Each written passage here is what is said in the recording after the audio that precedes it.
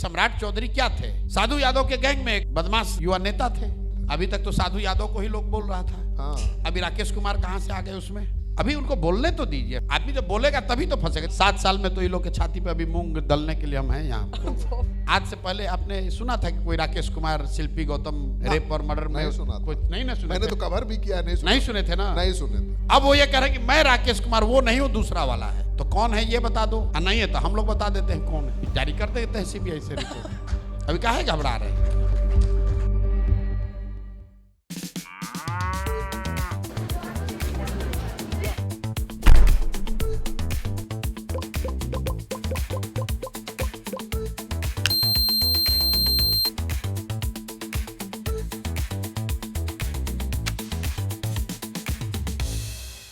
पहले की बीजेपी, अब तो सबके साथ काम कर चुके हैं, और आज की बीजेपी में क्या फर्क है बेसिक? अब आज जो बिहार में बीजेपी है वो बीजेपी है ही नहीं, वो तो राजद की इंपोर्टेड लोगों के द्वारा चलाई जाने वाली बीजेपी है। दिलीप जायसवाल कहाँ से आए हैं? कांग्रेस राजद से आए हैं। सम्राट चौधरी कहाँ से आए हैं? वही कांग्रेस राजद होते हुए बीजेपी में पहुंचे हैं। जो भी भाजपा की ऊपर की लीडरशिप है, और जरा देख लीजिए कि उन्होंने राजनीति कहाँ से शुरू की, किस तरह की यात्रा रही है। कोई बीजेपी के लोग थोड़ी ना है। और ऐसा नहीं है कि कोई बीजेपी का होगा तो वो गलत नहीं हो सकता है, लेकिन आप बीजेपी में काम करने वाले जो वहाँ के वर्कर हैं, वहाँ के नेता हैं, वो खुद कह रहे हैं कि ये बाहर से आके सब कब्जा कर लिया है। अश्विनी चौबे तो लगातार बोलते रहे हैं। अश्विनी चौबे बोल रहे हैं तो उनको बोलना ना चाहिए, पार्टी में ना बोलना चाहिए। यहाँ के बोलने से क्या होगा? वो भी चाहते हैं कि बेटवा को टिकट मिल जाए, उसके बाद देखेंगे।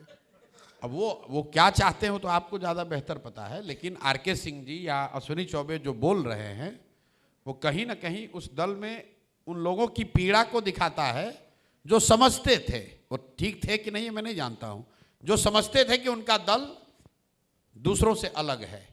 आज राजद को चलाने वाला भाई सम्राट चौधरी क्या थे? साधु यादव के गैंग में एक बदमाश युवा नेता थे। तो जब साधु यादव को आप गलत बताते हैं तो उस समय जो गुंडागर्दी करने वाले लोग थे उसमें ये भी एक शामिल थे। इसीलिए मैंने आज बोला है कि शिल्पी गौतम वाले पूछे कि नहीं पूछे? हाँ पूछा, तो वो कहा कि वो हम राकेश कुमार थोड़े थे। अच्छा, तो साधु यादव यहाँ आए थे, वो भी आए थे। अच्छा, उनको बोला इनसे पूछ लीजिएगा। ना मतलब वो थे कि नहीं थे? राकेश कुमार कोई था कि नहीं था? राकेश कुमार था कोई। अच्छा, हम नहीं थे। हम ये नहीं थे, नहीं, ये बोल दिए हैं। हाँ। तो हम अब जारी कर देते हैं सीबीआई से रिपोर्ट। अभी काहे घबरा रहे हैं? आपको बोले ना, वो बोले कि पहले आप पता कर लीजिए कि कौन था, क्या अरे मैटर था। इतना पर आ गए हैं ना कि राकेश कुमार कोई था, ये मान गए ना? पर हम नहीं है। अरे भाई, राकेश कुमार करके उसमें संदिग्ध अभियुक्त कोई था, ये माने ना? अब कौन राकेश कुमार है उसका आइडेंटिटी जारी कर देंगे। वैसे भी इनका आइडेंटिटी हमेशा क्वेश्चन में रहता है। कितना बम रखे हैं जी।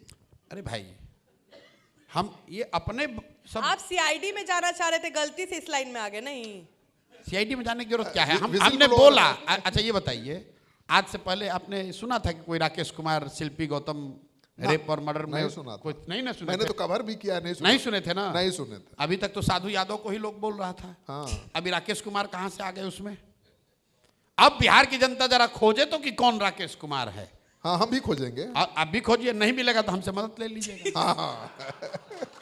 वो केस सीबीआई को गया था और सीबीआई ने उसमें 4 अभियुक्तों को साधु यादव ने अपना डीएनए सैंपल देने से मना कर दिया। 4 अभियुक्तों का डीएनए सैंपल लिया गया है, एफएसएल लेबोरेटरी से उनके डीएनए सैंपल का रिपोर्ट है। अभी उनको बोलने तो दीजिए। हम आदमी जब बोलेगा तभी तो फंसेगा। जब अशोक चौधरी बोले कि हमारे एक को इकट्ठा हो नहीं है, तो अपना पेपर जारी किया गया। पहले पेपर जारी कर दे कीजिएगा तो कुछ दूसरा आर्गुमेंट देने लगेगा। हमें खुशी है कि आपके मंच पर उन्होंने माना कि राकेश कुमार करके उसमें एक संदिग्ध थे। अब वो ये कह रहे हैं कि मैं राकेश कुमार वो नहीं हूं, दूसरा वाला है। तो कौन है ये बता दो। नहीं है तो हम लोग बता देते हैं कौन है। कब तक बताइएगा? बता देंगे, घबराइए कब तक नहीं। चलेगा ये? चुनाव तक चलेगा कि उसके बाद भी चलेगा? जब तक हम बिहार में हैं तब तक चलेगा। तो चुनाव के बाद आप चल जाइएगा? अबे आपको खबर होगा। हम तो बोले हैं कि 10 साल हैं यहाँ। 10 7 साल में तो ये लोग के छाती पे अभी मूंग दलने के लिए हम हैं यहाँ पर। 10 साल कहाँ, मैं कर रहा हूँ रैंडम सर्वे। मुझे लगता है कि ठीक है, आपका ग्राफ ऐसे बढ़ा है, लोकप्रियता का ग्राफ। आपको सब जानते हैं, बाल बच्चे हर जगह चौक चौराहे पर आपकी चर्चा है, प्रशांत प्रशांत, जनसुराज जनसुराज। लेकिन सत्ता पर काबिज होने के लिए मुझे लगा, अपना अनुभव, थोड़ा और समय लगेगा, थोड़ा और मेहनत करना पड़ेगा, क्योंकि नैरेटिव सेट आप इस नजरिए से देख रहे हैं कि सत्ता पर काबिज होना है। हम बिना सत्ता पर काबिज हुए बिहार में वो कर रहे हैं जो सत्ता में बैठे हुए लोग नहीं कर पाए। ये तो सच है। बिहार में वृद्धों का पेंशन 400 में जो सत्ता में रहा, विपक्ष में रहा, वो तो नहीं बढ़वा पाया, 400 से 410 नहीं करवा पाया, 1100 हो गया। हम लोग सत्ता और विपक्ष में नहीं रहने के बावजूद आंगनवाड़ी वर्कर को, जिनको नीतीश कुमार ने यहाँ दौड़ा दौड़ा के मरवाया, आशा के वर्कर को यहाँ मरवाया, रसोईया पर लाठी चलवाया, उनका सबका मानदेय सैलरी बढ़ गया।